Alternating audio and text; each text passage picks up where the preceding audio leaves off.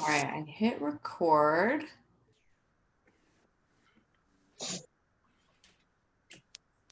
And then I think I can mute everybody. Don't mute me. I think you can unmute yourself once I mute you. Okay. Let me know. All right. Yeah. Perfect. Hello, Susie. Hi. All right, looks like we have quite a few people who are joining. We'll get started here in a moment. Thank you for your message, Debbie. That sounds good.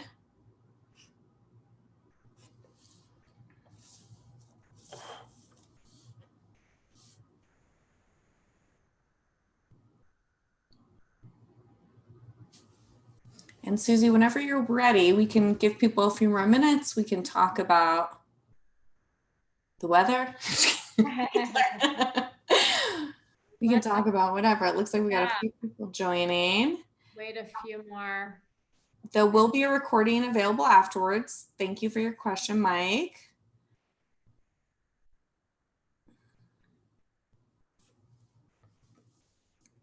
And we can introduce, I don't know if Jamie and Kelly want to say hello while we're waiting for everyone to get in. I would love to say hello. Hi, everybody. We're so glad to see you. I do want to say there is also a recording of last week. So if you were not able to join us, I'd be happy to share that with you too. And we're so glad you're here. Yeah, maybe we can put that link in the chat box if someone has it handy. I can. That'd be great. Put that in the chat so you guys can see. It was a wonderful conversation. And I'm Kelly O'Connor, and I'll be presenting next week on longevity. So many people plan for their retirement, but what about those beautiful elder years, those years when we're, living into our 80s and 90s and those last precious years of life? How do we support our loved ones, and how do we take care of ourselves and put a plan in place? So I've really been looking forward to the legacy piece. Jamie's last week was amazing on life and the beautiful, beautiful experiences of life and the way that we can support our families. And so I look forward to our talk today, Pam. Great. Oh, sorry. And it looks like if everyone, people can hear and see the slides, right? Let me know. Saw someone had put something in the chat about that, but I think everyone can hear and see. Linda, let us know if you can hear and see the slides. It looks like Jamie posted the link in the chat. Thank you, Jamie.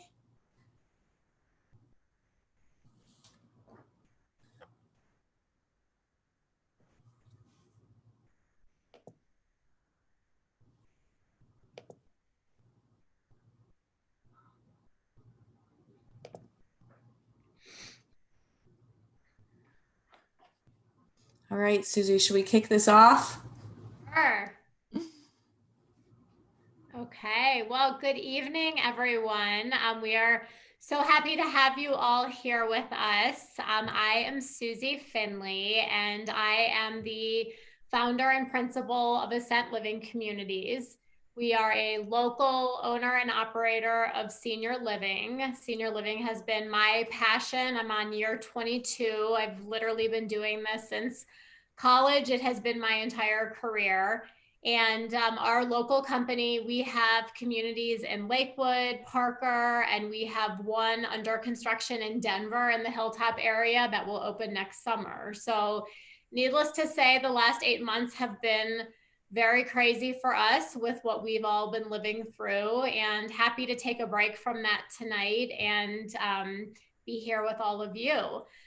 So I'm so honored to have been asked to host this event tonight.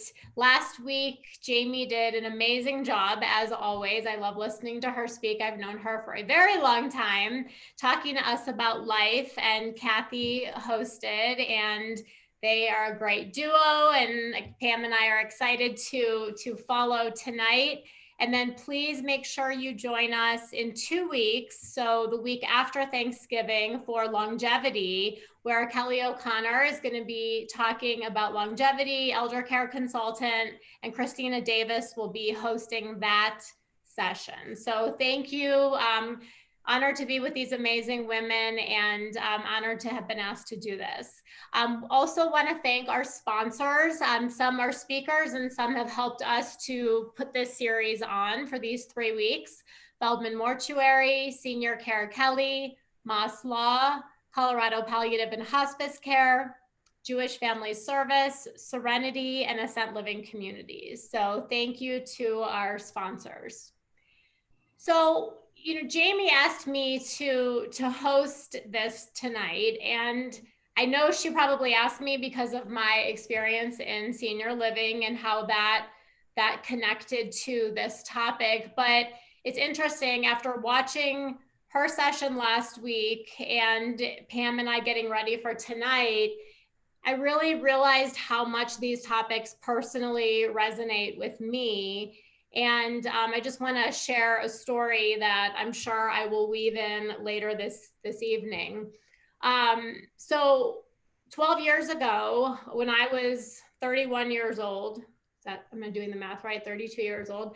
And my mom had just turned 62. She moved here to be grandma to my then 1.5 year old, who's now going to turn 15. And found myself in a situation unexpectedly where she ended up in ICU for 17 days and unfortunately did not live, and she died 12 years ago. And for me, looking at these 3 topics and being in senior living and seeing what I see every day, I found myself in this situation where I'm sitting in ICU. My mom, who was an only child, was on a ventilator. She had no advance directives. Her plans, her wishes were not known. So I had to make assumptions on what I thought she wanted.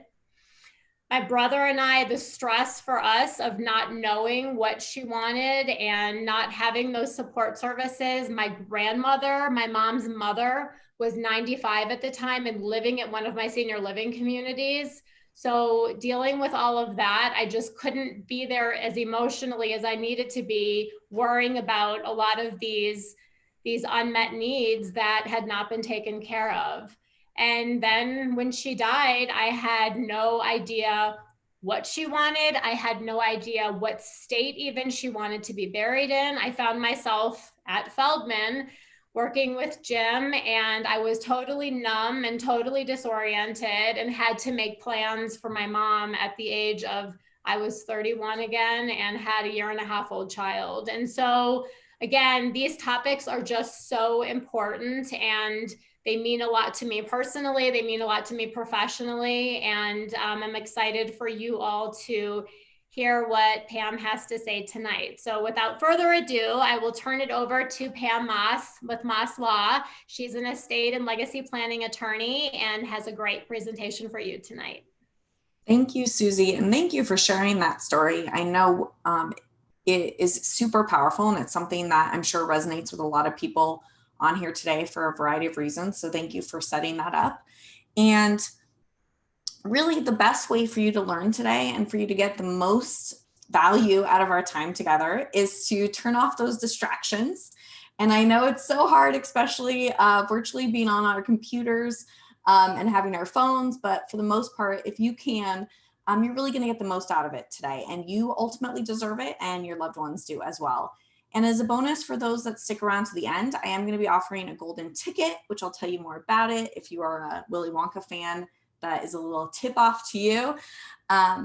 So just to get a chance, I'm big on interaction, so please use the chat feature. And just want to get a gauge from folks today. Let me know in the chat box, do you currently have an estate plan? And that could be a will, a trust, it could be having any type of legal documents. So a power of attorney. Let me know if in the chat box if you currently have something in place right now to protect you and protect your loved ones. And I'll let people kind of put stuff in. So I see those coming in. Yes, yes. Will, power of attorney. Yes, will. Yes, partial. Yes. Great. And I'm seeing those more come in, and thank you. And you can always send me private messages. I saw a few people do that, so feel free. Yes, yes, great. And if you don't have something in place, you are not alone. 70% of people in the US have no estate plan in place when they pass away. And for those of you that don't have something in place, maybe think about why you haven't. And for many folks, what I hear is they feel too busy, they feel like they're too young, or they think it's too expensive. And for those of you that do have something in place, what do you hope to learn today? And it might be that you want to get a better understanding of what you have in place. Maybe you want to make sure it's enough. Maybe it's outdated.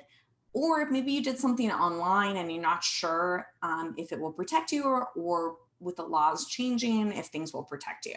So feel free to put that in. I do see, yep, thinking it needs to be updated, needing to redo. Thank you. The biggest fear that I hear as to why people don't put in an estate plan is this fear that planning for it will make it happen. And the good news is, of the thousands of cases I've worked on, I've never seen any correlation, no connection between someone putting an estate plan in place and then something suddenly happening. So you are in the right place tonight if you have someone or something you care about and you want to protect. And if you did a fill in the blank will, but you're not sure if it's enough to protect you. And if you're nervous about how much it will cost, we're going to talk about all of these things tonight. And the reality is, I'm going to let someone in. The reality is, estate planning is not about you. It's about the people you love most. And your loved ones will really know whether you lived up to the promise of I took care of it when the time comes. So what you're going to learn today is how your loved ones can cope with the unexpected from two different perspectives.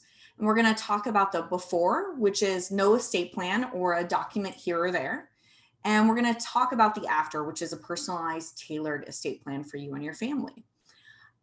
Quick background on who I am and why I'm so passionate about estate planning. This photo on the top left is me and my parents 38 years ago. My dad is an engineer. My mom is a teacher. And as you can imagine, one of the big family values they instilled in me was education. So that photo on the top right was me graduating with my degree in engineering. And I joke with my dad that was the happiest day of his life when I followed in his footsteps. And then shortly thereafter, I said I was going to go to law school. And my family was not super excited about it, which is surprising to some people. But I'm the first lawyer in my family. And some people, I share that with you because some people feel uncomfortable around lawyers. They share how my family feels around lawyers. And luckily, I've changed my family's perception. And that's my goal with everyone, is to make legal services accessible, to make you feel comfortable with speaking with a lawyer. And then the photo on the bottom is me and my husband and our brand new baby. She is 6 weeks old as of Tuesday. So our brand new baby girl. And my journey to speak with you tonight, I worked as an engineer, and then I came out to Colorado and graduated from the University of Colorado in Boulder 10 years ago.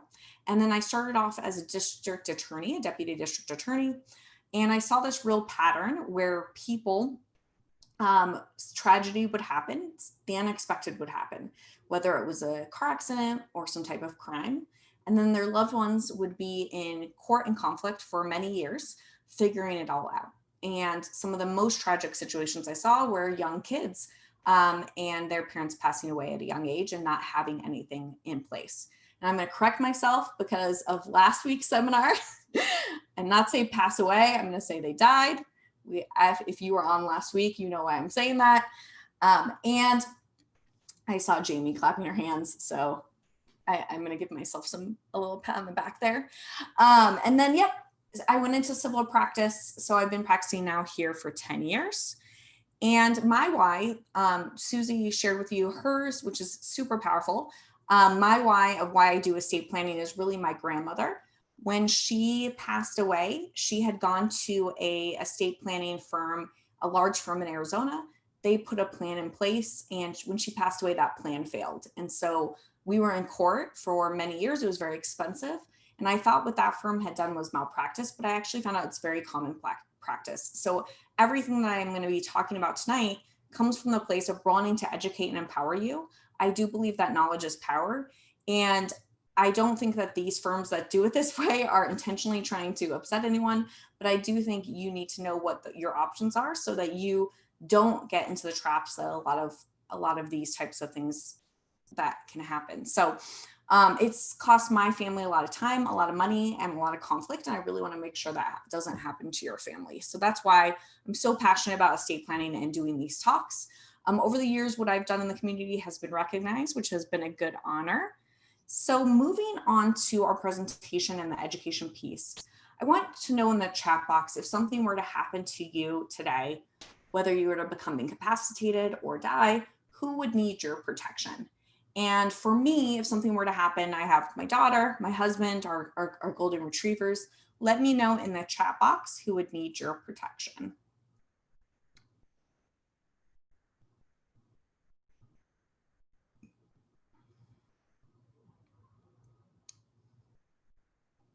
All right, I see some answers. I'm just reading the chat box. My spouse, my dog Buddy, yes, 2 sons, my kids and my husband, kids and wife, spouse, pets. Yep. Spouse, adult, sons, puppy, yep. And I see some folks thinking about kind of no one, but the first person would be you, right? If something were to happen and you were to become incapacitated, you would need some protection. And then thinking about who you would want to make the decisions for you. So it would be you.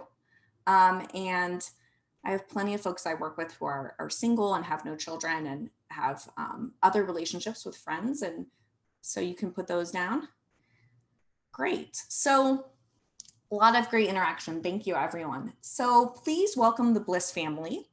And we are going to be learning tonight some complicated concepts through a fictional family known as the Bliss family. So they are Mark and Molly, and they have children, Alexander, Benjamin, and Caroline. They have pets, Rio the dogs, Whiskers the cat.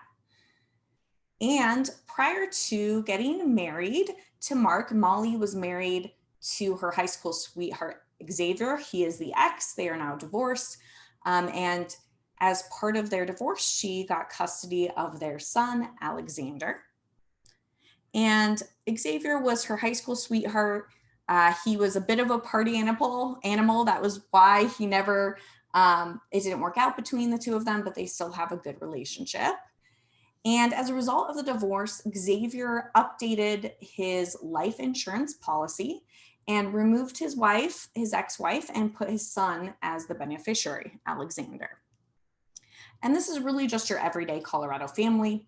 They own a home, they're saving up for the future, they have retirement accounts, life insurance accounts, but they're gonna have some sad days ahead, and I'm gonna put them through a bit of a train wreck, and I hope I can have your permission to do so that we can learn some complicated concepts in a simple way. I think you probably get that I don't take myself too seriously, but I do really want you to understand these concepts, so I do take that seriously. So I don't see any objections for me putting them through this. So I will go on to the lesson, and I'm just going to admit someone who's popping on. All right, so the first sad day is Xavier turns 40, and he goes skydiving, but in the excitement does not latch his parachute. So it's adios, Xavier. And remember, he had that life insurance policy. And he named his son, the Alexander, as the beneficiary. He felt like that was the most responsible thing he could do, but you're going to learn that that was not the most responsible thing. However, at this stage, his son is super excited because he is now a teenage millionaire. He is 15 years old, and he's thinking about that red car, that red sports car he's going to buy. And as you can see, his mom, Molly, is not too pleased. And she calls my office, and I have to give her some bad news. She wonders, her son, obviously at 15, is not at a responsible age to take care of $1 million, which is expected. And she is concerned about how can he inherit it outright? How can she ensure that he's going to make the right decisions? So she calls my office and I have to deliver the bad news that we are off to probate court.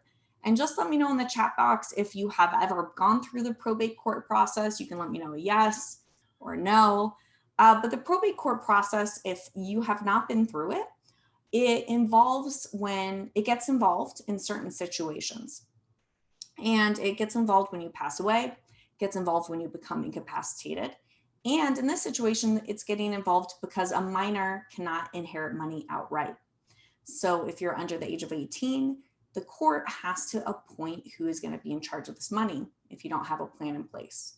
So it's a public process where a stranger, a judge, is going to make the decisions of who is going to be in charge of this money for our minor child here.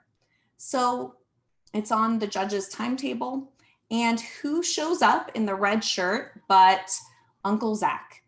And Molly is asking to be in charge of this money for her son. She, as part of this process, I have to submit to the court her financial records, which she thinks is very invasive, but she really has no choice. We have to submit those. She also has to submit her criminal background. And Uncle Zach shows up and tells the judge, I should be the one in charge of this money. After all, it was my brother's money. He divorced this woman. I am the right person to make the decision about how my nephew spends this $1 million. So let me know in the chat box who you think the judge will choose to be in charge of this money for Alexander. Do you think it will be Mom, Molly, or do you think the judge is going to choose Uncle Zach? So let me know your vote in the chat box. I'll take a quick sip of water while you're putting those in. Okay, got one for Zach, one for Molly, one for Zach, one for Mom, Zach. Good, we've got some pretty even split here. And the answer is we don't know. Lawyers, we like to say that a lot. It depends. So I'm going to say that right now. It depends. There's really no default rule that a parent is going to be in charge of the money for the child in this situation. So the judge could make the decision either way based on the information in front of him. So let's do something better for the Bliss family in this situation. And the first idea we have here is that prior to passing away, Xavier could name his brother as the beneficiary instead. Lesson learned, don't name a minor, I'll name my brother, he's an adult. But this is a really bad idea. And the reason it's a bad idea is Zachary is not required to use the money for his nephew, Alexander, because it's Zachary's money. And usually then what people say is, but I trust my brother. He should be the one to use the money. I know he wouldn't use it. But because it's Zachary's money, even if he trusts his brother, it's exposed to his lawsuits, his creditors. And if he gets a divorce, it's marital property. So it's subject to ex-spouses. So it could become that money anyway. Also, it's subject to taxes. So you never want to leave it to the person unless you want that person to have that money. So the second idea is that Xavier signs a will that says, I leave everything to Alexander. If he's under 21, I put Zachary, my brother, his uncle, in charge. But what Xavier doesn't know is that your will does not control all of your assets. So joint ownership and beneficiary designations override a will. So this is my most text on the slide. So I'll walk you through it real quick. And really I want to break this down into 3 buckets. So the first bucket is jointly owned assets go to the surviving owner regardless of the will. And the easiest way to think of jointly owned assets is real estate. So you own that most likely as a joint tenancy with right of survivorship with your spouse. If something were to happen to you, that title to that house transfers automatically to your spouse, and it doesn't go through the probate process. So even if you got a divorce or you wrote a will saying something otherwise, if they're still on the title, it's still going to transfer them on death. Next, assets with the beneficiary designations go to the beneficiary regardless of what your will said. And this is the situation here. This is why the will isn't going to solve this problem, because the beneficiary designation is going to trump what a will would say. And so anything that's left over is then the probate estate that passes pursuant to your will if you have one, or state law if it doesn't. And then those assets are not available immediately to your loved ones because they have to go to the probate court to get access. So we're back in probate court, we're back in front of a judge, and the judge is making the decision. So that's the biggest myth, is that a will does not avoid probate court. A will still goes through probate court and a judge makes the decisions. If there's a minor involved, then the judge is going to make the decision about what's in the best interest of the child. So the third idea is setting up a living trust. And we have that exact same language. So Xavier establishes the trust and says, I leave everything to Alexander. If he's under 21, I put Zachary in charge. And what is a trust? Well, there are a lot of different types of trusts. We are talking about a living trust right now. And you can think about it as a will substitute, as a contract, and it transfers property, but it doesn't go through probate court. It avoids the probate court process. So how do those three buckets work now with a trust? Well, the jointly owned assets are put into your trust so they don't go through probate. Your beneficiary designations are updated to the name of the trust so they don't go through probate. And then all the trust assets are immediately available for your loved ones if you were to become incapacitated, or when you pass away, or when you die, and no court is required. So I always remind people that trusts are like a red wagon. There's no probate court if you put those items into your trust, but like the toys in a red wagon, if you don't put them in, they go through probate. So you must fund your trusts.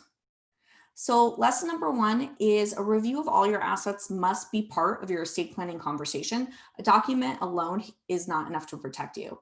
So let me know in the chat box, yes, if you want to make sure that your family would be kept out of court and avoid the probate process.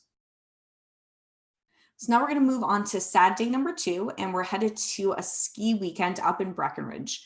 And it starts out as a great fun day. The Bliss family heads up to Breckenridge with their friend Dina. Dina is their lifelong friend who knows their kids really well, loves them like her own, even though she doesn't have children. And the kids end up in ski school, and Dina and the Bliss family are skiing. It starts out fun, but a fog descends on the mountain, and it's a yard sale. Now it's a skiing gone bad situation. So Mark and Molly crash into each other. They are unconscious, and the kids are in ski patrol. So meanwhile, Dina calls, in this emergency situation, their friend Dina calls sister Mindy. Mindy's going to get on the next plane out to Denver International Airport. And who can take the kids in this situation? Well, if Mark and Molly were conscious, they are currently being airlifted down to a Denver hospital. If they were conscious, they would tell Ski Patrol that we want Dina to take the kids. Dina loves the kids know, love, and trust them. However, Dina is not related to the kids. So in this emergency situation, Dina would not be able to take the kids. Only a blood relative in an emergency situation can take minor children, take temporary custody. So this is a really scary situation for these kids because they're going to have to be in Child Protective Services or DHHS, depending on the state. Here it's DHHS, until Mindy can get here, and she has to fly here. So who knows how long that's going to be. So let's do something better for the Bliss family. And what we're going to put in place is short-term guardianship documents that name Dina to take care of these kids. And this is part of an emergency plan, so the children are always with exactly who you would want. And in this situation, copies work just as well as originals. So we give those copies to Dina. Dina's able to show those to Ski Patrol, take those kids home to keep them safe while her parents are in the hospital and unable to care for them. And for all of our pet owners and pet lovers on tonight, you can do similar plans with pets to make sure if something were to happen to you, that they don't end up in any type of pound situation. So you can put those same type of plans in place. So lesson number 2, guardianship is equally about what would happen in an emergency as it would be who would raise your children. And if you have minor children in your life, whether they're your own kids, your grandkids, friends' kids, nieces or nephews, just let me know in the chat box if you want to make sure that the minor children in your life are fully protected. And we're gonna head into sad day number 3. And I see some questions. We will get to those here at the end. Thank you for putting them in, and we'll get there in a moment. So sad day number 3 is Molly's injuries linger. And Molly is in the ICU, and her husband, Mark, is making her medical decisions for now. Meanwhile, Mindy lands at the local airport. And Mindy calls a doctor from DIA and asks for an update about her sister. And there's a big red stop sign, HIPAA. I'm sure some of you on this call are familiar with HIPAA. They are not going to tell Mindy over the phone how she is doing. So Mindy shows up at the hospital, and now it's decision by committee. So both of them are related, and they are both giving input to the doctors of how they want Molly's care to proceed. But if there's a disagreement, the doctors are going to send them back to probate court. Meanwhile, at the bank, when Mark and Molly got married, they did not update their bank accounts to give each other access, which is really common. They just always assumed that because they were married, that if something happened to one of them, they'd be able to get access to their bank accounts. But they aren't on each other's bank accounts, and a marriage license isn't enough to get into your spouse's bank account without being on it. So Mark in this situation can't access the money he needs to pay for Molly's bills. So we are back at probate court. And Mark is asking the judge to make his wife's decisions, health decisions, and also to make financial decisions for his wife. Meanwhile, Mindy's sister shows up, like the same situation before, and is asking the judge to make the decisions. And back like before, it's really going to be up to a stranger judge to make those decisions. There's no default rule that your spouse or your sister has your best interest. And so the judge is going to make those decisions of who is going to ultimately make decisions for Molly in this situation. So let's do something better for the Bliss family. So prior to this situation, Molly comes to my office, and she herself, not the probate judge, decides who is going to make her medical decisions. So she puts in together a medical power of attorney and gives that to Mark to make those decisions. She also puts together advanced healthcare directives, letting him know exactly what her wishes are in all the different situations. She also gives a HIPAA release to her sister because she wants her sister to be informed, even though she doesn't want her to make the decisions. So when Molly arrives at the airport, when Mindy arrives at the airport, she can call the doctor and get information. And because Molly herself, not the probate judge, decided she wanted her husband to handle the finances, they have the powers of attorney in place, and Mark can access the bank account and pay the hospital bills. So lesson number 3 is the only person other than you who can make your decisions is a probate judge. Don't let that happen. So let me know in the chat box if you want your medical and financial choices honored. So we are on to our final sad day. And sad day number 4 is Mark and Mindy age, and it is their time. They die, and they never really got around to doing their important planning. So who comes first?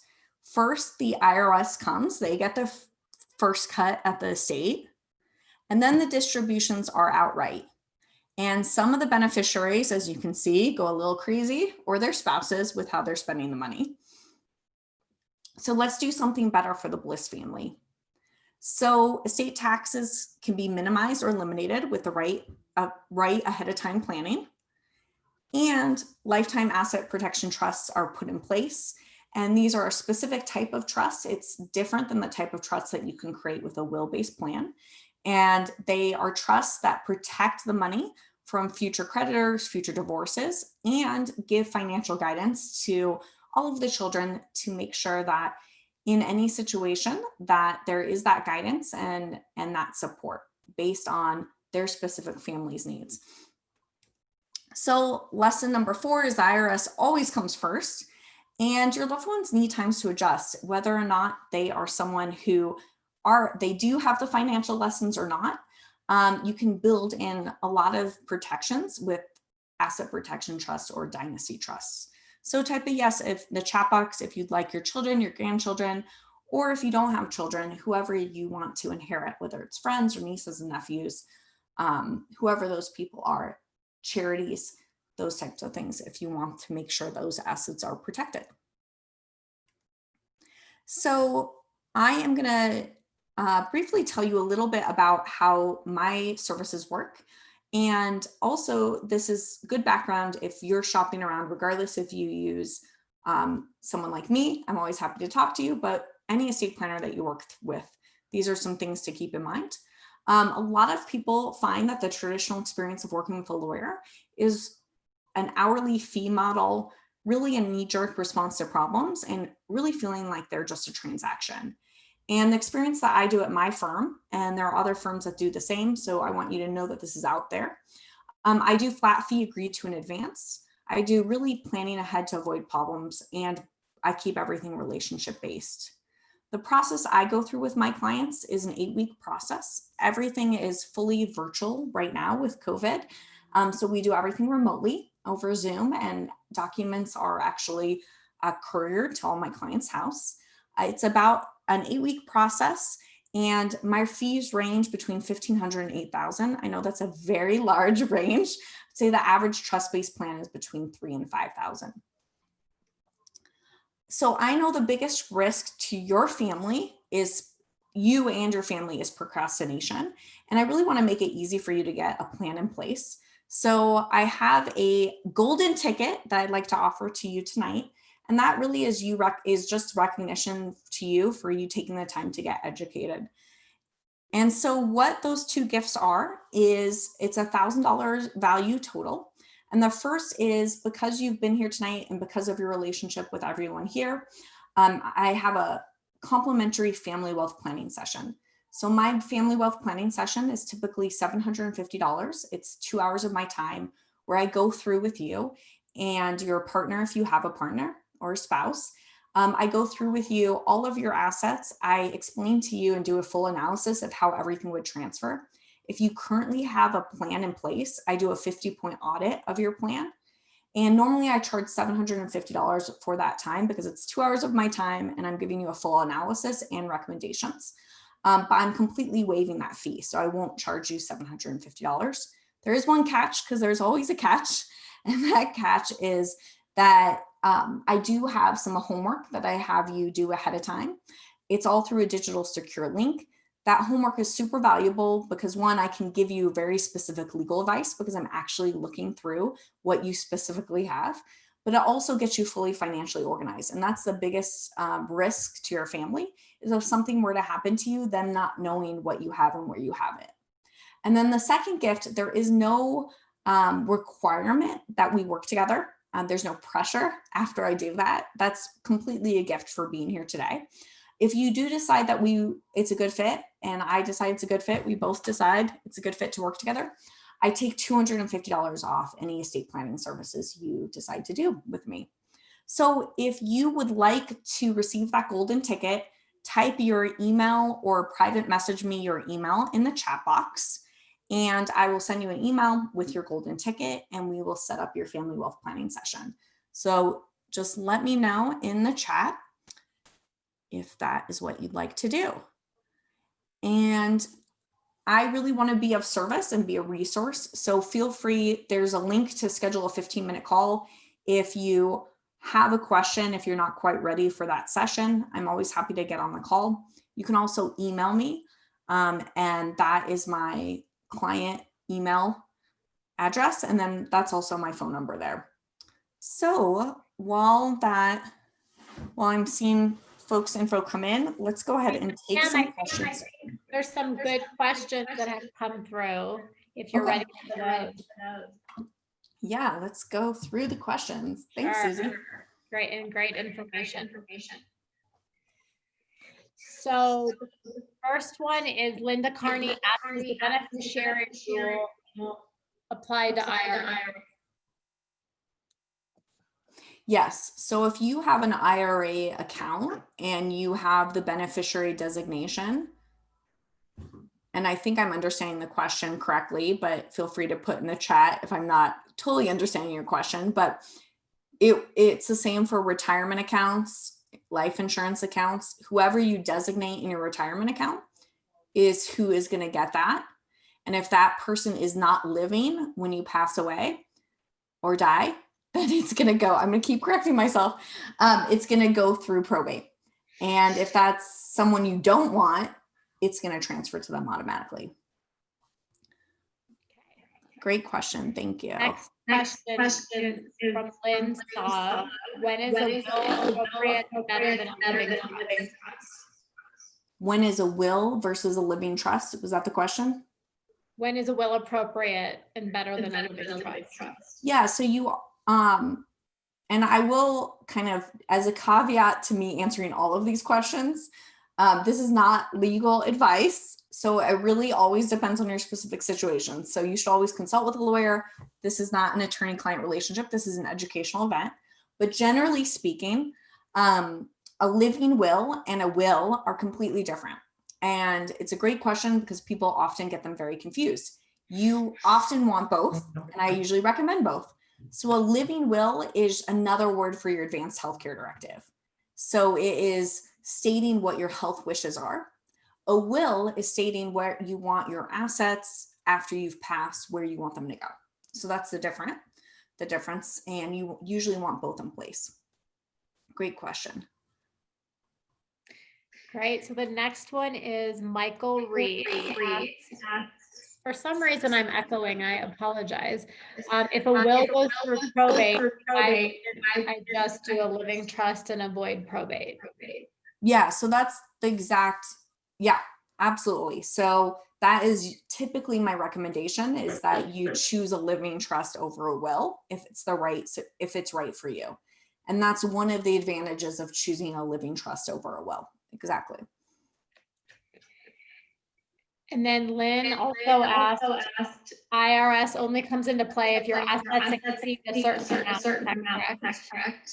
Yes. So the big thing about that is we don't know what that level is going to be when you pass away. So the amount of the state tax level changes based on who's in office and administration. So, in the 90s, it was $1 million. Then in the 2000s, it went up to 2 million. This last year, it went up to 11 million. It's predicted in the next few years, it's going to go back down. Actually, this next year, when the administration changes, it will probably go back down to a lower level. So you can never really predict when you're going to pass away unless you know, and what the state tax is going to be at the time. So we do some planning based on what we know at the time. But great question. These are great questions. Thank you. Okay.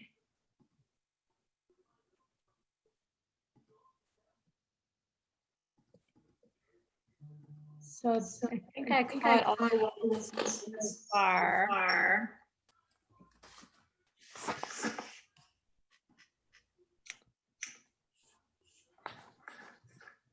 Okay. Sorry, I'm echoing to stop. Pam, if you wanna maybe go through more of your tips. Okay, and it looks like I got a few more questions. Does it go through probate if they are alive?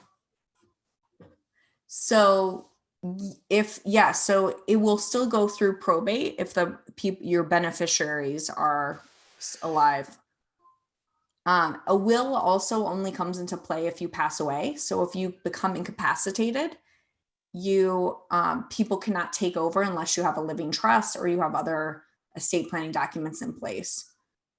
And did that help with the audio feedback? Let us know if we need a mute. Yeah, tell me if it's better. Yeah, thanks. And I see the question about any advice about an executor. Let me know what your question is about that. What specifically you're looking for. Have you been named as an executor? You want to know.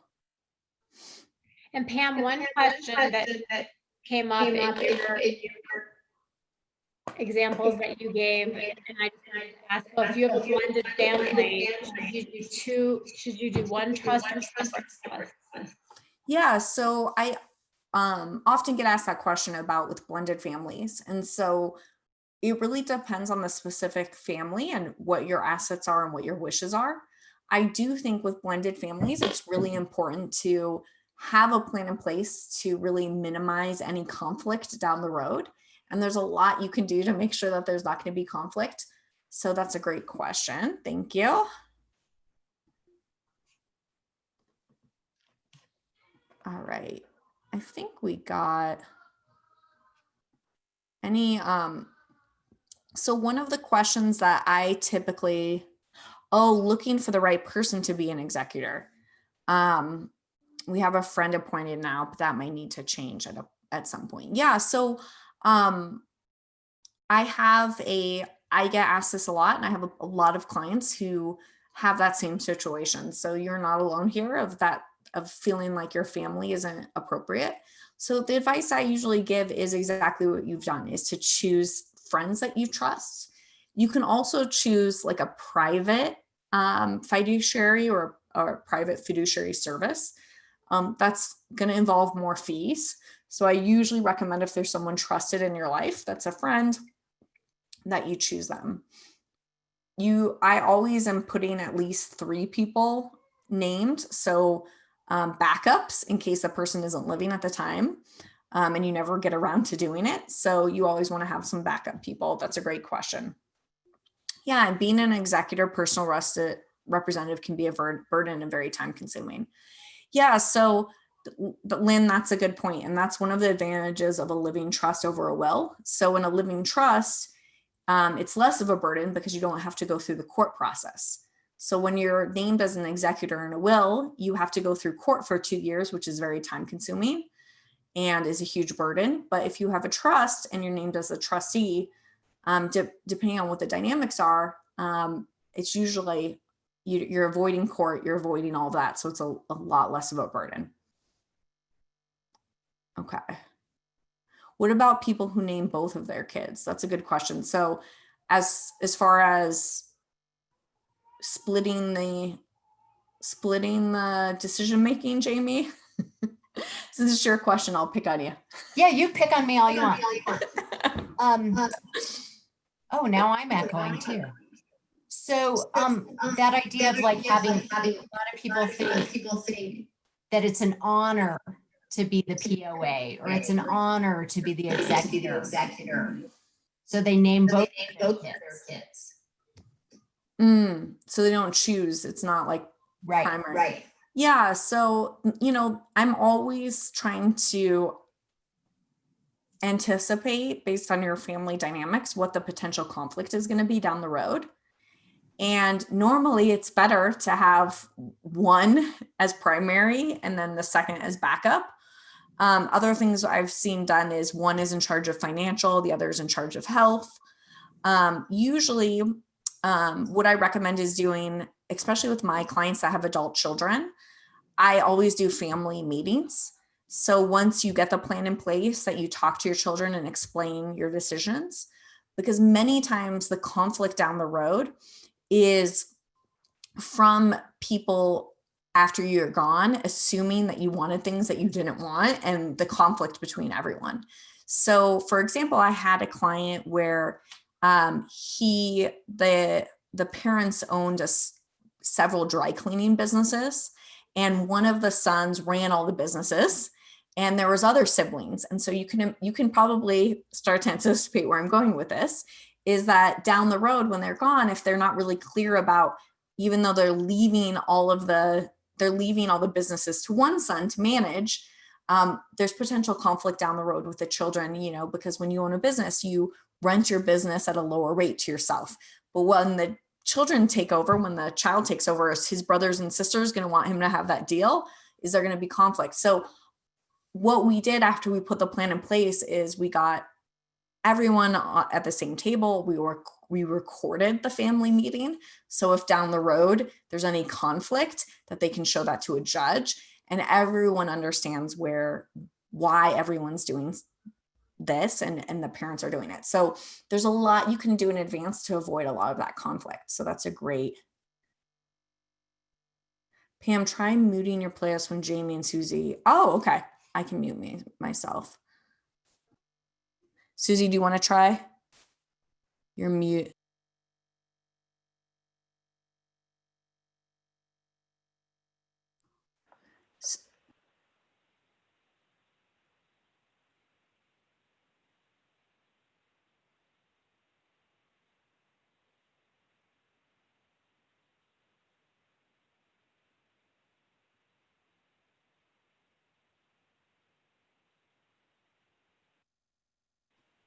I don't think we could hear you there. That was a good suggestion. Susie, do you want to try talking again? I couldn't hear you when you were. And then I can mute myself. I'm not hearing her. There is no charge for a 15-minute call. Linda, thank you. Is it okay that I have both of my grown children as medical POA? Yeah, let's chat about that. I think that's fine. I'd want to know a little bit more so that we can do a 15-minute call for sure and talk about that. That's a great question. I'm just scrolling back up. I think we got to those questions. One of the big pieces that I wanted to kind of bring Susie in, if she can answer, is I get asked a lot about when to, and this includes both Susie and Jamie, is whether or not in your estate plan, if you should be including the type of facility you'd want to be in, if you should be including your funeral plans, those types of things as part of your estate plan. So Susie, can you speak to that? And I don't know if your microphone's working again. Yeah, I can't hear you. Can you hear me this way? Yay! Yeah, go ahead. Oh, now you muted again. We could hear you. We can't hear you. You're muted. Let me. Okay, now we can. Go ahead. I think it's going to echo though. How's that? Okay. Yes, I would say, I mean, for me, looking at a lot of the things you've talked about tonight, senior living, you talk about crisis situations, and I think Pam and I talked about this yesterday when we were doing our prep call, that I said, nobody wakes up in the morning and says, I think I'm going to look for senior living this week for my loved one, just in case something happens. It's always, and Kelly is smiling, it's, you know, and so it's always crisis driven, something has happened, and we try to educate so much on planning ahead. And as Jamie talked about last week, they're difficult topics, they're difficult conversations sometimes to think about. They make people uncomfortable. Nobody wants to go and plan this, but you also don't want to be sitting in a hospital and having your adult daughter have to pick an apartment for you and make a decision for you. So it's really, we see just how important it is to have these plans in place, and regardless of who you do them with, you don't have to pick your senior living community. It's going to apply wherever you go, and it will follow you. I know one of the things Pam and I talked about covering tonight was if you do prepare one in Colorado and then move to another state, what happens? And that would be a good answer for you to talk about. Yeah, thanks for describing that, Susie. And I think that any amount of planning, pre-planning you can do is really going to take that burden off your family. And if you prepare an estate plan in Colorado and you move to another state, your estate plan here will be recognized in other states. However, ultimately the state that you die in, that you have resident Jamie's, the state that you die in as a resident of. So if you're a resident of that state, not you're on vacation in Florida and you die there, you're not subject to their laws. But if you move to Florida and become a Florida resident and then die there, those laws will govern. And so there's little nuances in other states. So I always tell my clients when they move their residency, just check in with a lawyer there, have them review everything, make sure that there's some nuance or some law that you don't know about that you need to update your plan to. Thank you, Catherine. Thank you, Kathy. And then Jamie, do you want to touch on the piece about including your funeral plans as part of your estate plan? Oh yeah, absolutely. Thank you so much for asking. You know, it's interesting because people do a disposition of last remains that goes often along with their will, but I've never seen one. I have worked in this business for 12 years and I've never once seen someone bring that in. And so I am not a big believer that having those decisions in your will is the best choice. And also, even if you have one, it's usually very minor decisions that are made, like, are you going to cremate or are you going to bury? Maybe what cemetery you're going to use, maybe what funeral home you're going to use. But there are 120 decisions that need to be made and that many pieces of information that have to be provided. So doing it with the funeral home that you feel comfortable with is really a good idea. You can fund a plan ahead of time and get today's prices for services that are long in the future. And the funds get held by an insurance product. So if you move, it can go with you.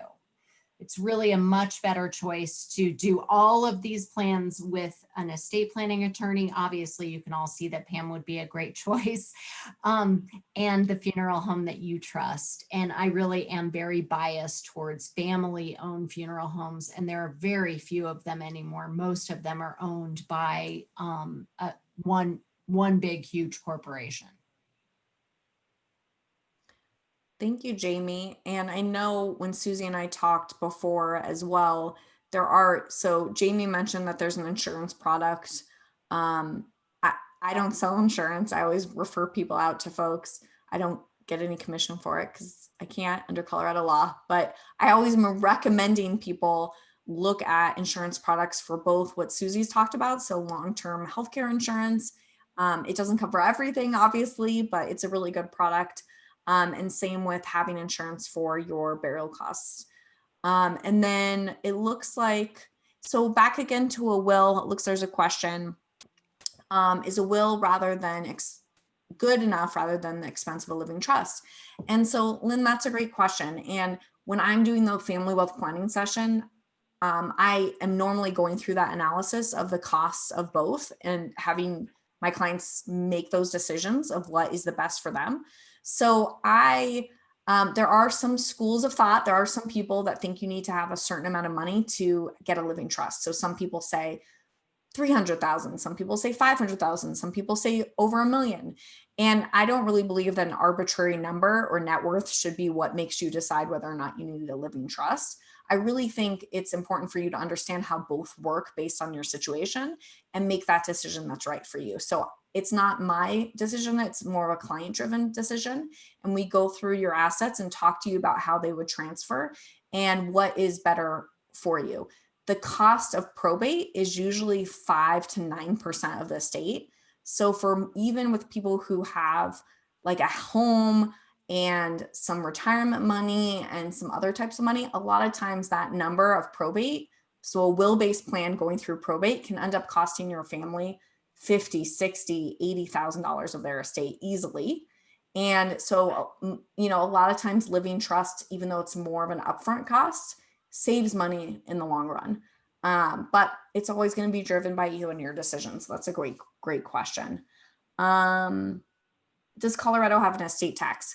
So there is a federal estate tax, but there is not a Colorado estate tax.